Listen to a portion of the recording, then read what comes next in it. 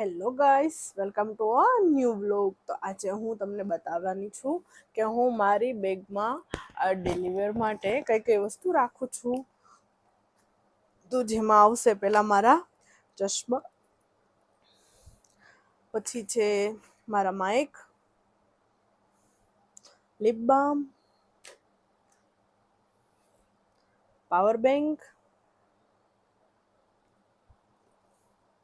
ઘરની ચાવી, પૈસા, મારા બર્ડ્સ, એક હેરબેન્ડ રબર રાખું છું. પછી બહાર ટ્રાવેલિંગ માટે ગયા હોય અને માથું કંઈ દુખતું હોય તો એના માટેનું આ પેન રિલીફ રોલર એક રાખું છું સાથે.